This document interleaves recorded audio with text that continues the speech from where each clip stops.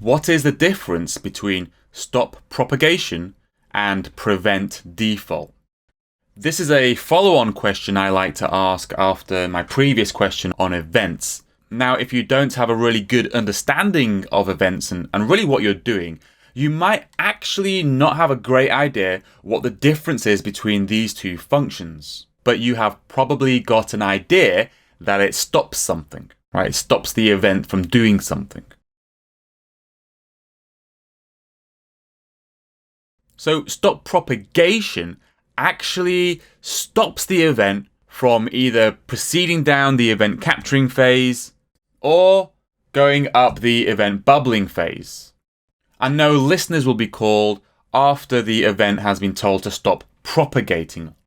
So going back to our example, I've changed it slightly. You'll see it's a checkbox now instead of a button as the fourth element. And another thing I've added on line 50 is an alert, a window alert. Now let's look at the actual app itself. Refresh. So you can see now we've got a checkbox in the middle, and let me click that. Now the reason I added the alert was to explain to you that the event doesn't propagate, the event doesn't move to the next listener until the previous listener has finished. So right now the previous listener is waiting for me to click this OK on this alert, and as soon as I do, you can see then it prints out the information and it moves then to the next listener. So it's a body, so I'd expect it to be on first next, and then we're on first item, second, third, and then the checkbox itself. And you can see the checkbox is now ticked. So that's the first thing to understand, is as it's propagating, it's not asynchronous. The next event listener won't be called until the previous event listener has finished executing. So going back into our code, let's now call stopPropagation. I'd say at level 2. So if y is equal to 2, then I'm going to call event stopPropagation. Okay?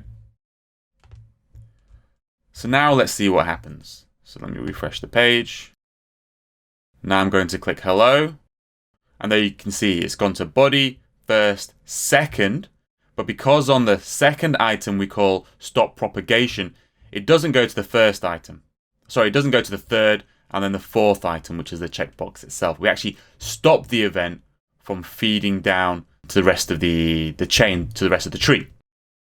Now, we're doing this in the capturing phase, but the same thing is valid in the bubbling phase. So now if I refresh the page, click hello, you can see it's gone from the checkbox, third, to the second item, then it stops propagating. So it doesn't go to the first item, the body, the HTML, and then the root element. So that's what stopPropagation does. It actually stops the event from moving to the next callback. It actually completely stops it. So if that's stopPropagation, what does preventDefault do? Now let me show you what preventDefault does by, let's get rid of this. And now let's just call event preventDefault. Okay? So for every listener, we're going to call event preventDefault. And now let's refresh the page. And I'm going to click hello. Actually, let me do one more thing. Let me change that to a capturing phase. Okay. Let me click hello. And there you can see it's gone from body, first, second, third, and to the checkbox. So it hasn't actually stopped the event from propagating. So preventDefault doesn't stop the event from moving along its path from the root element to the target element. It doesn't stop anything like that at all. The event still propagates. But if you actually look at the checkbox, you can see it's not ticked. So if I was, let me do that again one more time. So I'm going to click the checkbox. And then there you can see it's not ticked. There's no tick there. But the event has actually gone through the full path. So stopPropagation stops the event from actually propagating, from moving to the next element.